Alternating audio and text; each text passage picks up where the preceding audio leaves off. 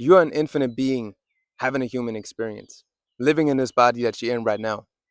And your real essence, that infinite being, your beingness, is unlimited, all powerful, all knowing. And with it, all things are possible. But the problem is that we have forgot what we are. We have forgot what our true essence is. We have forgot that this energy is there and that this energy is in all of us and that this energy is capable when we use it consciously, that we are capable to use this energy consciously to create the world that we desire. But in this society, we've been programmed to believe that we are weak, to believe that we are just nothing but flesh, that you're just this, but you're more than this. You're the spirit inside of the flesh. And at the same time, you are the spirit that gives life to all because we all come from one source. And this source is infinite. And infinite means there's no end to it. So when you connect back to what has no end, then you realize there's also no end to you. Then you also realize there's nothing to really fear. Of course, we have some fears. If some bears coming out of the bush right now would be, I would have my survival instinct, which is also fear, but I'm not talking about that fear. I'm talking about the false evidence appearing real, the constant narratives that we feed our minds, the constant stories that we tell ourselves, and the constant stories that you are being fed from the world and that you allow in, because that is what's causing fear and that is causing sickness, that is causing dis-ease. Dis-ease, out of ease. You're disconnected from your ease.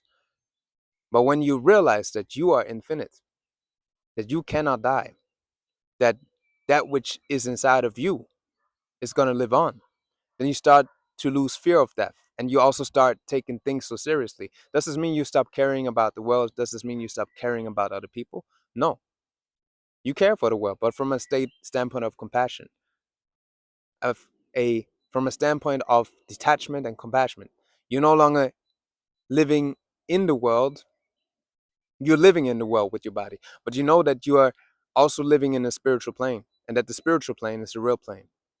That doesn't mean that you should just be up there all the time. You're here as a human being, and you should enjoy your humanness. Don't get me wrong, but most people are not aware that there is this life force that's given us life, that's given us the energy, and that this energy is what's allowing you to watch this video right now, listening to my words and perceiving this in your body. And it's allowing me to move my hand and to speak to you right now.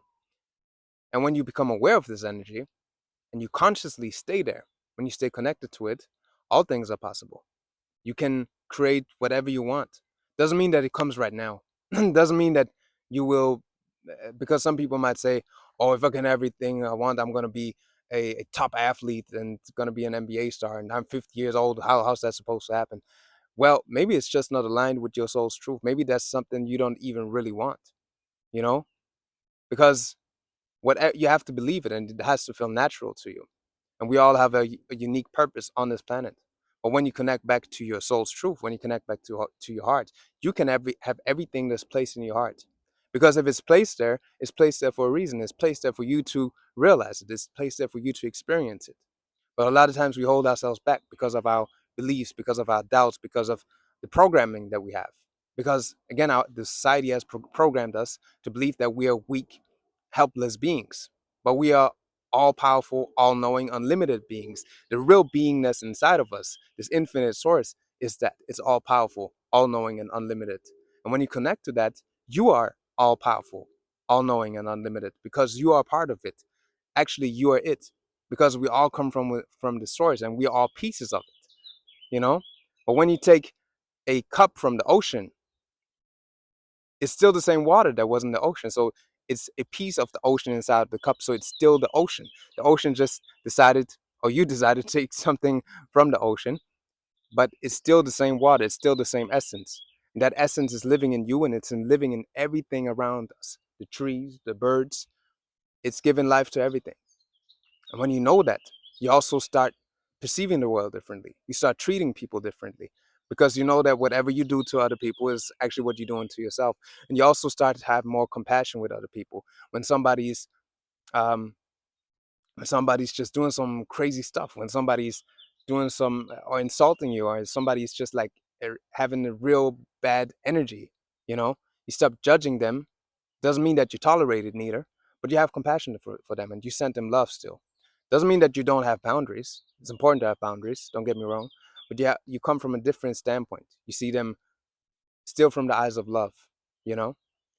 And when you come to that realization, you also start seeing yourself differently. And that's when the magic starts to begin. Because you start realizing that all of those stories that you have been told from your parents, from society, from school, from TV, from music, all of those narratives, it's crazy how many narratives we've picked up, that you have the power to let that go and create a new narrative for yourself and to create a new world for yourself. And when you awaken to that energy and step into your light and step into that love and speak from that love, act from that love, create from that love, you have the power to inspire other people to step into that love as well. And guess what? When we do that, we create a different world because we collectively create this world. There's nothing wrong with this planet. Nothing wrong with this planet. This all that you see here, I'm in nature right now. I didn't have to do nothing for this to happen. You and I, nobody. It just grows. It just happens. It's nature. It's beautiful. It gives us a divine, wonderful energy. That's why I love being in nature, because it just brings you on different in a different frequency, a different vibration. And you have to do nothing with it, and we don't have to design it. You know, it is perfect as it is. The trees grow in the unique way, and they have the unique perfection, and we don't have to interfere with that. But we interfered with it. We think we have to create some. It's beautiful because we are the only beings that really have the power to create something. But we have interfered with it in a way that's out of nature, that's not aligned with nature, and that's why we've created so much chaos collectively. There's some The systems that we are based on force, and whatever is based on force will sooner or later fall because power, which is connected to love, will always rise. And I feel like there's a great book about this, by the way, called Power versus Force by Dr. David Hawkins. And the main message is that that's everything that's connected, everything power is everything that's connected to love, to hope, to peace, to the higher emotions, to the higher frequencies. If you there's even a frequency ladder in there, and hate or force is connected to everything that's based on control or hate or fear. When you try to manipulate people, you know, when you try to put people in certain positions that are not good for them so that you can benefit from them, that's how the systems have been operating. But whatever is built on force will sooner or later fall. And I feel now is the time where a lot of people awaken to their true essence, where a lot of people connect back to love. And when we start to change what's within, when you start to change what's inside of yourself, then you also have the power to change the world without. Because whatever is within is also without. And when you start to change yourself, your life will also change and you will also influence the people around you. And when we all do that, we can inspire more change in this world. We can inspire other people to connect to their light and to their love. And guess what? We then collectively create a new world. We then create a new reality because love will then be over the force. Love will be over the fear. Or there's a new energy that's taking the upper hand, you know? So you have to start with yourself. And where do you start? By being here in this moment. The biggest issue that we face in the society is that we are constantly distracted. We live in the time where there's so much information for us, and you can, which is great because you can now, when you have a question, you can just ask Google or ChatGPT or any AI bot or whatever, and it gives you answers, and which is great for brainstorming and getting new ideas. But at the same time, we're also giving our power away and stop using our own consciousness for ideas, for tapping in to the knowledge and the wisdom that's within, or even the creativity that's within, because we rely on that. We become dependent on that. We become attached to it, and attachment is the root of all suffering. Some people say money is the root of all suffering, but I don't agree with that. Money is just energy, and you can use it for something bad, or you can use it for something good. You can There's negative energy and positive energy, but actually it's just energy, and you direct it, right? But the real problem is attachment to the material possessions, attachment to anything that's not real. And the only thing that's real is the only thing that's changing, and the only thing that's not changing is that which is within yourself. Because we all have bodies that have changed over the years. You don't have the same body that you had as a baby, right? and your body has been constantly changing, but that which is inside of you has never changed. And something which is also fascinating is that human beings are the only beings on this planet that lose their childlike nature. When you observe animals, no matter which animal, they always keep on playing, even until the end of when they're old. They still have this playful childlike nature. But we have lost this childlike nature because we believe that we have to be adults, but actually we're just most of us are just deteriorated children. And it's important to connect to that inner child within yourself. But this is another. I'm gonna dive deeper into this in another video. But to connect back to who you are means to be here in the moment, to be with what is, and to stop running, stop distracting yourself. Because that's when you start to hear your intuition. That's when you start to see your truth. That's when you start to connect to what you are. Because the only moment you will come to me, God, Source, Allah, the universe, whatever you want to call it, is in the present moment. And the moment we try to run away from it, but you can't run away from it anyways, because now is all there is. And even now, when I say this, it's now again. Like what I said is already in the past. um, but when you connect back to the moment, you start to hear your intuition. You start to hear what's inside. You start to listen to your soul, and your soul will reveal the answers for your unique mission on this planet. Because we all have our unique mission. We all have our unique assignment, our unique purpose.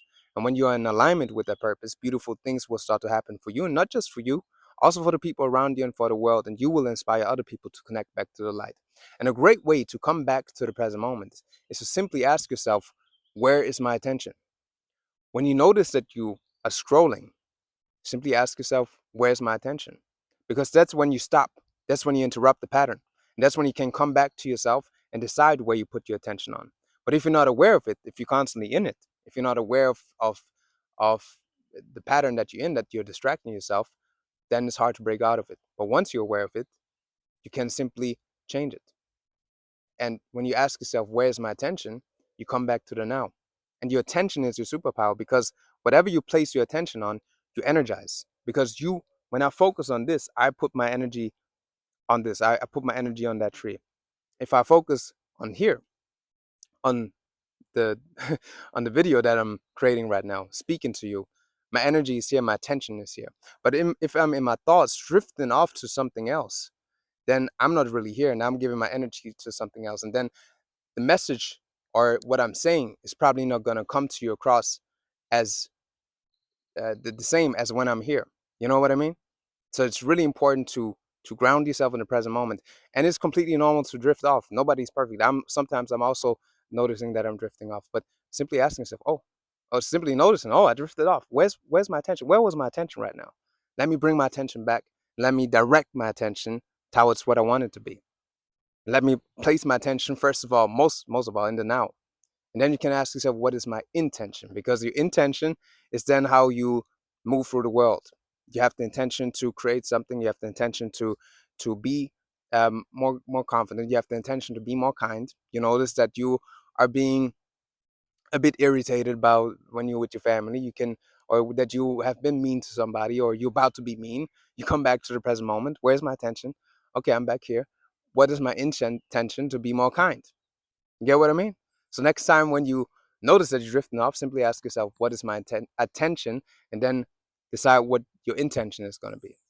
And the more you practice this, the more you ground yourself in the present moment. And I know sometimes it's uncomfortable to sit in the present moment. I know sometimes it's hard to face your emotions, but it's the only way to get through them. The only way out is through, you know? Because what we are running from most of the time is our suppressed emotions, our suppressed feelings, the fears that are going on in our minds. That's one of the main reasons why people keep distracting themselves, because they're afraid to look at the shadow. They're afraid to look at what's within. They're afraid to see what's going on inside. Because a lot of times, especially if you've been distracting yourself for a long time and never take a moment to be with yourself, a lot of stuff will come out. But that's a good thing, because that's the release. That's when you start to shed those old traumas, that stuck energy, those stuck emotions. So it's really important to just be here, because when you're here and when you're in the now, you have the possibility to clear that out. And you also start to become more aware and you start to tap more in. You start to tap into what your intuition, what your soul is calling you for, and then it's going to lead you to beautiful places. You will know what to do. You will get the answers. You will get the clarity you seek. You will be able to release what's been holding you back, or you will know what you need to do to release it. Sometimes you also need to have a conversation with somebody that you had grudges on for years or for months. Whatever it is, there can mean multiple things. But when you come back to the now, you connect back to what you truly are, and you see what's here now. And when you see what's here now, you see God in everything, or the source. Doesn't matter what you call it. There's a book called the Tao Te Ching. Also, some people say it's one of the wisest book. And the first verse goes like this: "The Tao that can be told is not the Tao. The name that can be named is not the eternal name." And what that means is that you can label something, but ultimately, you can't label what's inside of us. We just create names for all of the things out there. But actually, all is one. And the Tao that can be told is not the Tao means that we have all of these scriptures, we have all of these religions. And I don't care what you believe in, but all of them consist the truth. But all of them consist the truth, but you should be able to find your own message and to realize that there's no right way. Because even a child that grows up in nature never heard of any of those religions is as divine as you and I am, because we're all apart from that. We're all part of that source. And even that child that never heard of any religion, or it's not even possible able to read, is connected to that spirit and is part of that oneness that we all are. And it's as divine, as beautiful, as as powerful as you and I are. And it can find its own way to that connection. It's probably going to be more connected because it's in nature. It's just an example. So connect back to who you are, connect back to the present moment, and be here and be willing to face what's uncomfortable as well, because that's what's going to liberate you. And if you want to go deeper into this, I've created something called the 7-Day Alchemy Method, which shows you in detail how to release emotional blocks, how to release and break limiting patterns, and how to step in creative flow so that you can use your own unique soul expression, that you can find your unique soul expression and start expressing it freely without holding back. If you're interested in that, you can get that in the link in the description. And with that being said, I thank you for your time. I thank you for listening. I'm Law Heru, and this is the Way of Law.